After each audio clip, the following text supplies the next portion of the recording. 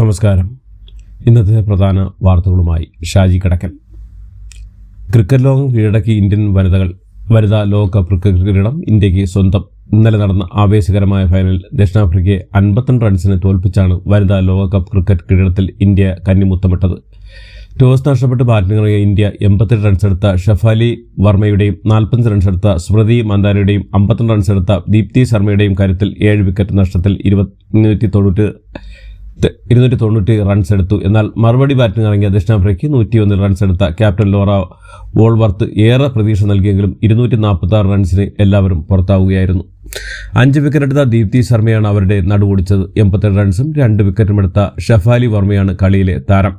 ടൂർണമെന്റിലുടനീളം ബാറ്റിംഗിലും ബൌളിംഗിലും നിർണായകമായ പ്രകടനം കാഴ്ചവെച്ച ദീപ്തി ശർമ്മയാണ് ടൂർണമെന്റിന്റെ താരം. വാർത്തകൾ വിശദമായി. വനിതാ ലോകകപ്പ് ക്രിക്കറ്റ് ഫൈനലിൽ 87 റൺസും 2 വിക്കറ്റും എടുത്ത് മികച്ച പ്രകടനം കാഴ്ചവെച്ച കളിയിലെ താരമായി മാറിയ ഷഫാലി വർമ്മ ഈ ലോകകപ്പിലേക്കുള്ള ഇന്ത്യൻ സ്ക്വാഡിൽ നിന്ന് ഒഴിവാക്കപ്പെട്ട ആളായിരുന്നു. മോശം ഫോമും ഫിറ്റ്നസ് പ്രശ്നങ്ങളുമാണ് ഷഫാലിക്ക് തിരിച്ചടിയായത്. എന്നാൽ സെമിക്ക് മുമ്പ് പരിക്കേറ്റ് പുറത്തായ പ്രതിക്ക് റാവലിന് പകരക്കാരിയായാണ് ഷഫാലി ടീമിലെത്തിയത്.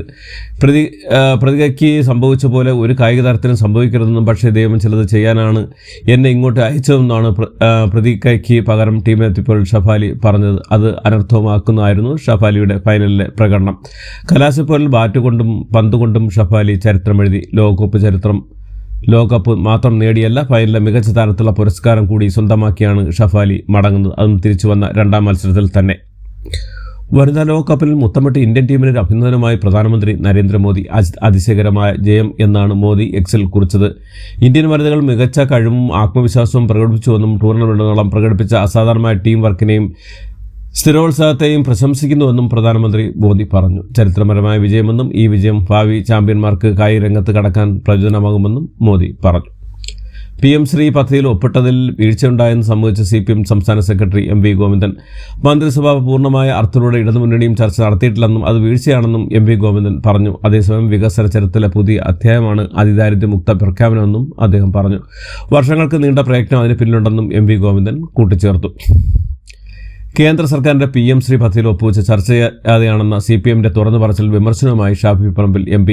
പദ്ധതിയിൽ ഒപ്പുവയ്ക്കുന്നതിന് മുമ്പ് മോദിയുമായും അമിത്ഷായുമായും പിണറായി ചർച്ച ചെയ്തിട്ടുണ്ടെന്ന് ഷാഫി പറമ്പിൽ ആരോപിച്ചു. മുസ്ലിം ലീഗ് സമസ്ത ഐക്യത്തിന് ആഹ്വാനം ചെയ്ത് ജിഫ്രി മുത്തുക്കോയ തങ്ങളും സാദിഖ് അലി ശിഹാബ് തങ്ങളും. സോഷ്യൽ മീഡിയയിലൂടെ ആരെയും താഴ്ത്തിക്കെട്ടി സംസാരിക്കണമെന്നും ഇരു നേതാക്കളും അണികൾക്ക് നിർദ്ദേശം നൽകി. സമസ്തയുടെ 100ാം വാർഷികമനുബന്ധിച്ച് ദുബായിൽ നടന്ന അന്താരാഷ്ട്ര സമ്മേളനത്തിലാണ് ലീഗ് അധ്യക്ഷൻ പാണക്കാട് സാദിഖ് അലി ശിഹാബ് തങ്ങളും സമസ്ത പ്രസിഡന്റ് ജിഫ്രി മുത്തുക്കോയ തങ്ങളും വേദി പങ്കുവച്ചത്. മുസ്ലിം ലീഗിനെയും മന്ത്രി ഗണേഷ് കുമാറിനെതിരെയും രൂക്ഷ വിമർശനമായി SNDP general secretary Vellappally Natesan. Muslim League വർഗീയ പാർട്ടിയാണെന്നും വർണ്ണക്കടലാസിൽ പൊതിഞ്ഞ പൊട്ടാസ്യം സൈനൈഡ് ആണെന്നും വെള്ളാപ്പള്ളി നടേശൻ പറഞ്ഞു. കൂടാതെ ഗണേഷ് കുമാർ തറമന്ത്രിയായിരുന്നുവെന്ന് വെള്ളാപ്പള്ളിയുടെ ആക്ഷേപം. കൊല്ലം പൊന്നൂരിൽ SNDP നേതൃസംഘത്തിൽ സംസാരിക്കുകയായിരുന്നു Vellappally. SNDP general secretary Vellappally Natesan മറുപടിയുമായി മുസ്ലിം ലീഗ് സംസ്ഥാന അധ്യക്ഷൻ സാദിഖ് അലി തങ്ങൾ. വെള്ളാപ്പള്ളി ശ്രീനാരായണ ഗുരുവിനെ പഠിച്ചാൽ മതിയെന്ന് സാദിഖ് അലി തങ്ങൾ പറഞ്ഞു. മുഖ്യമന്ത്രി വെള്ളാപ്പള്ളിക്കൊപ്പം വേദി പങ്കിടുന്നതിനെക്കുറിച്ചുള്ള ചോദ്യത്തിന് രാഷ്ട്രീയ നേട്ടങ്ങൾക്ക് വേണ്ടി ഇത്തരം ആളുകൾ ഉപയോഗിക്കുന്നത് ശരിയല്ലെന്നും സാദിഖ് അലി തങ്ങൾ പറഞ്ഞു. മുഖ്യമന്ത്രി പിണറായി വിജയനെതിരെ അധിക്ഷേപ പ്രസംഗത്തിൽ PM.A. സലാമിനെതിരെ പോലീസിൽ പരാതി. CPM പ്രവർത്തകനായ വാഴക്കാട് സ്വദേശി മുഹമ്മദ് ജിഫ്രി തങ്ങളാണ് വാഴക്കാട് പോലീസ് സ്റ്റേഷനിൽ പരാതി നൽകിയത്. അതിനിടെ മുഖ്യമന്ത്രിക്കെതിരായ PM.A. സലാമിന്റെ വിവാദ പ്രസംഗം തള്ളി മുസ്ലിം ലീഗ് രംഗത്തെത്തി. രാഷ്ട്രീയ വിമർശനങ്ങളാകാമെന്നും പക്ഷേ വ്യക്തി അധിക്ഷേപം പാടില്ലെന്നുമാണ് പാണക്കാട് സാദിഖ് അലി തങ്ങളുടെ പ്രതികരണം. മുഖ്യമന്ത്രി പിണറായി വിജയനെതിരെ മുസ്ലിം ലീഗ് സംസ്ഥാന ജനറൽ സെക്രട്ടറി PM.A. സലാം നടത്തിയ പരാമർശം അങ്ങേറ്റം ഹീനവും സാംസ്കാരിക കേരളത്തിന് അപമാനകരമാണെന്ന് മന്ത്രി V. ശിവൻകുട്ടി. എന്ത് വിഷയം ഉന്നയിക്കുമ്പോഴും മാന്യമായ ഭാഷ ഉപയോഗിക്കണമെന്ന് സാമാന്യബോധം പോലും അദ്ദേഹത്തിന് നഷ്ടപ്പെട്ടിരിക്കുന്നുവെന്നും മന്ത്രി പറഞ്ഞു.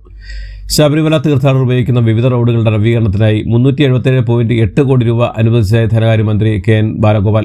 10 ജില്ലകളിൽ 82 റോഡുകൾക്കാണ് തുക അനുവദിച്ചത്. തിരുവനന്തപുരം ജില്ലയിൽ 14 റോഡുകൾക്ക് 68.90 കോടി രൂപയും കൊല്ലത്ത് 15 റോഡുകൾക്ക് 54.20 കോടിയും പത്തനംതിട്ടയിൽ 6 റോഡുകൾക്ക് 40.20 കോടിയും ആലപ്പുഴയിൽ 9 റോഡുകൾക്ക് 36 കോടിയും കോട്ടയത്ത് 8 റോഡുകൾക്ക് 35.20 കോടിയും എന്നിങ്ങനെ തുക അനുവദിച്ചു. കേരളത്തെ അതിദാരിദ്ര്യമുക്തമായി പ്രഖ്യാപിച്ച് സംബന്ധിച്ച് വിമർശനം ഉന്നയിച്ച പ്രതിപക്ഷ നേതാവ് VD സതീശനോടും വിദഗ്ധരോടും 10 ചോദ്യങ്ങളുമായി മന്ത്രി MB രാജേഷ്. നിയമസഭയിൽ ഇപ്പോഴുന്നയിക്കുന്ന വിമർശനങ്ങളൊന്നും പേരിന് പോലും ഇതിനു മുമ്പ് ഒരൊറ്റ സന്ദർഭത്തിലും ഉന്നയിക്കാതിരുന്നിട്ട് പ്രഖ്യാപിത തലേന്ന് ഉറക്കത്തിൽ നീട്ടിവിടുന്ന പോലെ തട്ടിപ്പ് എന്ന് വിളിച്ചുകൊന്ന് മര്യാദയാണെന്ന് MB രാജേഷിന്റെ പ്രധാന ചോദ്യം ഒഴിഞ്ഞുമാറില്ലെന്ന് വിശ്വസിക്കട്ടെ എന്നും MB രാജേഷ് തന്റെ ഫേസ്ബുക്ക് പേജിൽ കുറിച്ചു. കേരളത്തിൽ നിന്ന് അതിദാരിദ്ര്യമില്ലാതെ എന്ന് ഒരു ഏജൻസികളും സർട്ടിഫൈ ചെയ്തിട്ടില്ലെന്ന് കോൺഗ്രസ് പ്രവർത്തക സമിതി അംഗം രമേശ് ചെന്നിത്തല. സംസ്ഥാന ആരോഗ്യവകുപ്പ് നടപ്പാക്കുന്ന കാരുണ്യസ്പർശം zero profit anti cancer drugs പദ്ധതിയുടെ ഭാഗമായി 58 കാരുണ്യസ്പർശം സീറോ പ്രോഫിറ്റ് കൗണ്ടറുകൾ കൂടി ആരംഭിച്ചു. കേന്ദ്ര വിഷ്കൃത പദ്ധതിയായ സമഗ്ര ശിക്ഷ കേരള ഫണ്ട് ലഭിക്കുമെന്നാണ് പ്രതീക്ഷയെന്ന് മന്ത്രി വി ശിവൻകുട്ടി. കേന്ദ്ര വിദ്യാഭ്യാസ വകുപ്പ് സെക്രട്ടറിയുമായുള്ള ചർച്ച പോസിറ്റീവ് ആയിരുന്നുവെന്നും മന്ത്രി പറഞ്ഞു. 10 നടക്കുന്ന തൊഴിൽ മന്ത്രിമാരുടെ യോഗത്തിൽ കേന്ദ്ര വിദ്യാഭ്യാസ മന്ത്രിയെ ഒന്നുകൂടി കാണാൻ ശ്രമിക്കുമെന്നും അദ്ദേഹം കൂട്ടിച്ചേർത്തു.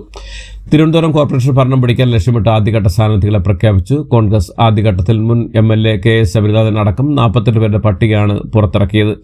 കേരള വാട്ടർ അതോറിറ്റി നഷ്ടത്തിൽ നിന്ന് നഷ്ടത്തിലേക്കെന്ന് റിപ്പോർട്ടുകൾ. 2024-25 വർഷത്തെ ആകെ നഷ്ടം 317.63 കോടിയും സ്ഥാപനത്തിന്റെ മൊത്തം നഷ്ടം 7156.76 കോടിയും ആണ്. ആറന്മുള അഷ്ടമരോഹിണി വള്ളസദ്യയിൽ ആചാരലംഘനം ഉണ്ടായെന്ന് പള്ളിയോട സേവാ സംഘം പൊതുയോഗം തന്ത്രി നിയോഗിച്ച പരിഹാരക്രിയകൾ വൈകാതെ പൂർത്തിയാക്കാനും തീരുമാനം ഉണ്ട്. ഔട്ട്ലെറ്റുകളിൽ നിന്ന് ലഭിക്കുന്ന സബ്സിഡി വിലയിൽ തന്നെ സഞ്ചരിക്കുന്ന സൂപ്പർ സ്റ്റോറുകൾ വഴിയും ഉൽപ്പന്നങ്ങൾ ലഭിക്കുമെന്ന് ഭക്ഷ്യ പൊതുവിതരണ വകുപ്പ് മന്ത്രി GR അനിൽ.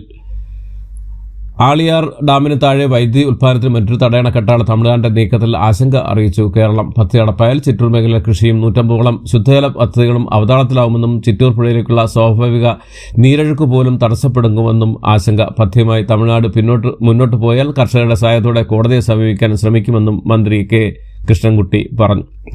പത്രപ്രവർത്തകർക്കുള്ള പെൻഷൻ 11,000 നിന്നും 20,000 രൂപ ആക്കണമെന്ന് കേരള പത്രപ്രവർത്തക യൂണിയൻ തിരുവനന്തപുരം ജില്ലാ ജനറൽ ബോഡി യോഗം സർക്കാരിനോട് ആവശ്യപ്പെട്ടു. വീഡിയോ എഡിറ്റർമാരെ കൂടി പെൻഷൻ പദ്ധതിയിൽ ഉൾപ്പെടുത്തണമെന്ന ആവശ്യവും മറ്റൊരു പ്രമേയത്തിലൂടെ ഉന്നയിച്ചു. സെക്രട്ടറിയിൽ മാധ്യമപ്രവർത്തകർക്കുള്ള പ്രവേശന നിയന്ത്രണം പിൻവലിക്കണമെന്നും ആവശ്യപ്പെട്ടു. വക്കീൽ ഫീസ് നൽകുന്നില്ലെന്ന് കാട്ടി രാജു നാരായണസ്വാമിക്കെതിരെ വക്കീൽ നോട്ടീസ്. സുപ്രീംകോടതി അഭിഭാഷകൻ KR സുഭാഷ് ചന്ദ്രൻ ആണ് രാജു നാരായണസ്വാമിക്കെതിരെ വക്കീൽ നോട്ടീസ് അയച്ചത്.